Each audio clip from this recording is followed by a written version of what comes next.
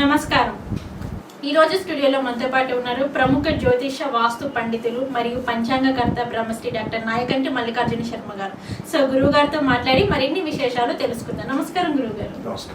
గురుగారు, మనకి ఈ నెల వచ్చేసి ఏంటంటే గురుడు, శుక్రుడు అలాగే రవి ఈ 3 గ్రహాల కలయిక వల్ల ద్వాదశ రాశులలోనూ 12 రాశుల వారికి ఏ విధంగా ఉండబోతుంది, అలాగే ఎవరెవరికి ఏ రాశుల వారికి అదృష్టం వరించబోతుంది అనే అంశం గురించి అయితే మాకు చాలా చక్కగా తెలియజేశారు. అలాగే ఏంటంటే ఈ 3 గ్రహాలు కలవడం వల్ల హస్తంగత దోషం అనేది ఏర్పడింది. అసలు ఈ దోషం చూసుకున్నట్లయితే మనకు వచ్చేసి చాలా సంవత్సరాల తర్వాత వరకు ఏర్పడుతుంది, అంటే 24 సంవత్సరాలకు ఒక్కసారి ఈ దోషం ఏర్పడుతుంది అనేసి అన్నారు. మరి అలా చూసుకున్నట్లయితే రాసుల పరంగా చూసుకుంటే 12 రాసులు ఒకసారి చూసుకున్నట్లయితే మొదటిగా వృషభ రాశి వారికి ఏ విధంగా ఉంటుందంటారు? తప్పకుండా అమ్మ. ఓం శ్రీ గురుభ్యో నమః. అస్తంగత దోషం అంటారు, అంటే కంబస్ట్.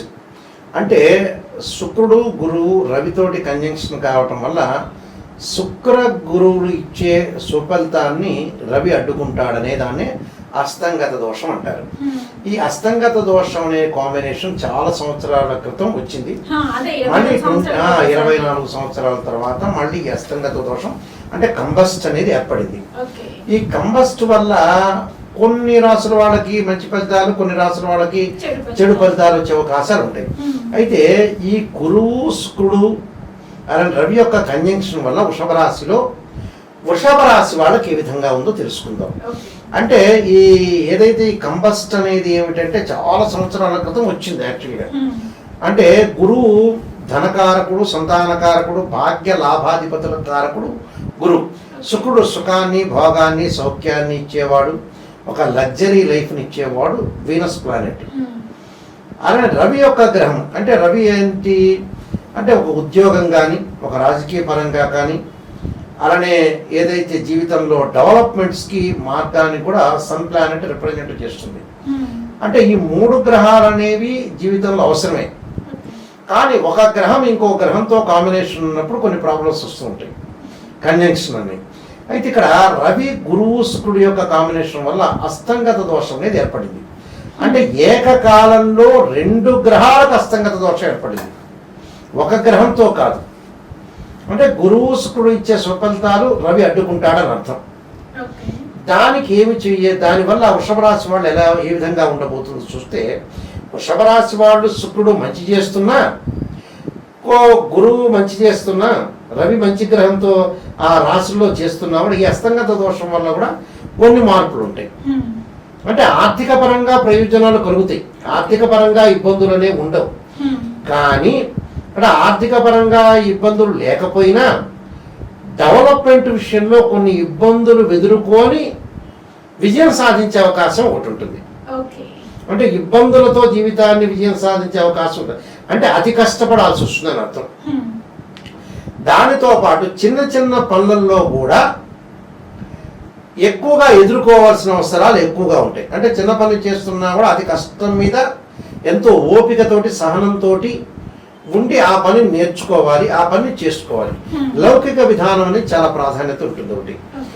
అలానే ఈ సమయంలో ఉన్నత అధికారులతో కూడా కొంత రిలేషన్షిప్ అనేది క్షీణించే అవకాశం ఎక్కువ ఉంటుంది, అంటే దెబ్బతినే అవకాశం ఎక్కువ ఉంటుంది.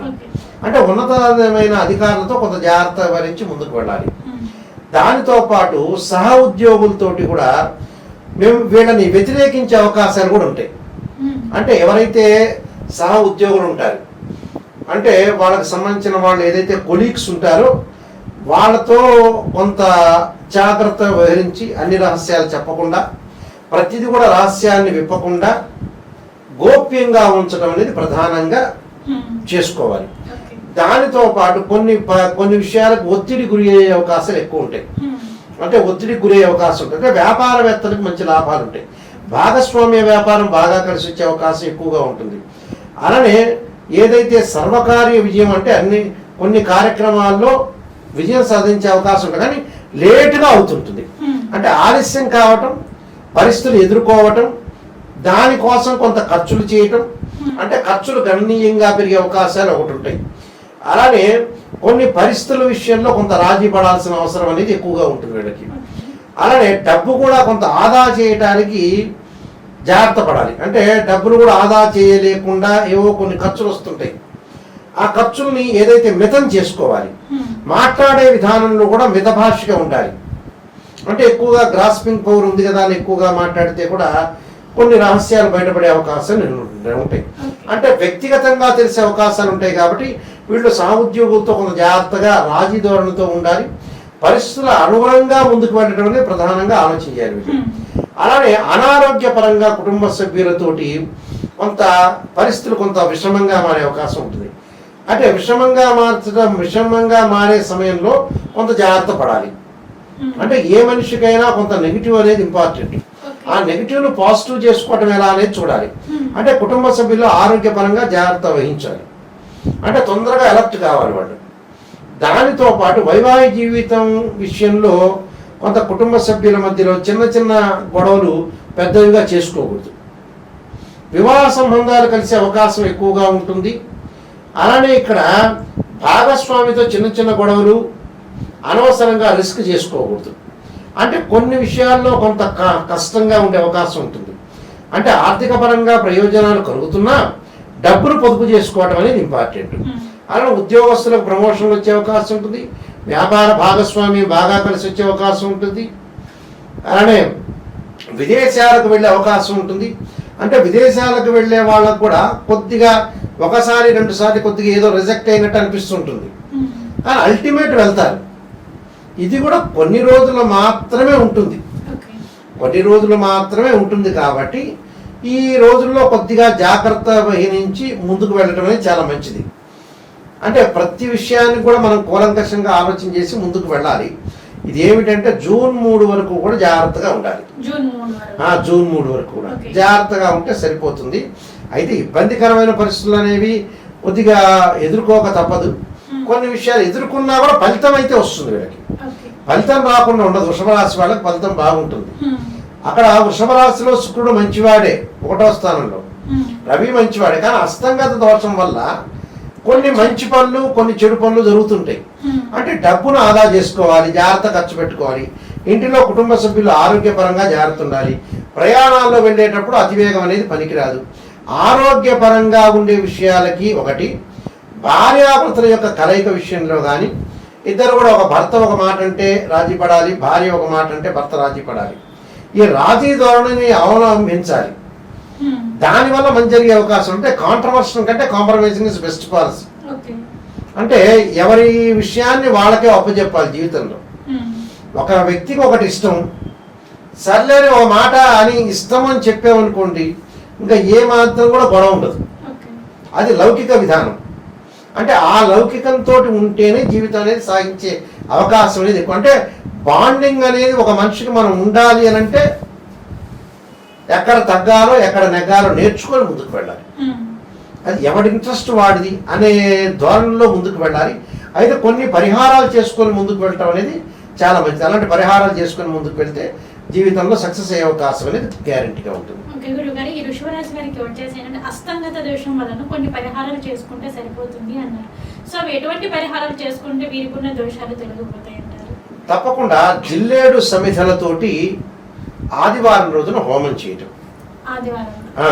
అంటే ఓం సూర్యాయ స్వాహ, సూర్యగ్రహాయ ఇదన్నోమ. అలానే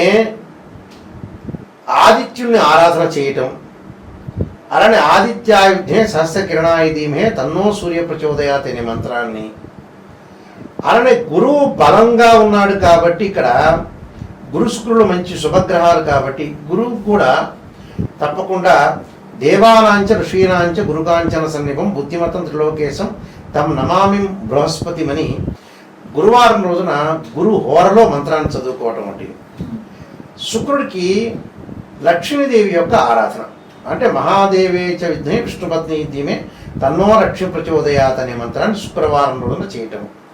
నేను చెప్పిన జిల్లేడు సమిధులతోటి హోమం అనేది ఆదివారం రోజున సూర్యహోరలో అన్ని సూర్యహోర, శుక్రహోర, గురుహోర వీళ్ళ యొక్క మంత్రాలు పఠించడం వల్ల చాలా మంచి జరిగే అవకాశం ఉంటుంది.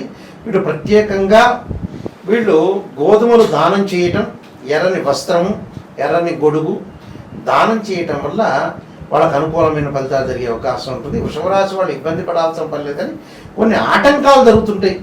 ఆటంకాలు జరిగి చివరికి జరుగుతాయి. అంటే అతి కష్టపడి ఫలితాన్ని చూస్తారు అని అర్థం. ఇంటిలో కుటుంబ సభ్యులు ఆరోగ్య విషయంలో జాగ్రత్త ఉండాలి. భాగస్వామ్యం అంటే భాగస్వామ్య వ్యాపారం చేసేటప్పుడు చికాకులు పడకుండా కొంత రాజీ పడి ముందుకు వెళ్ళాలి.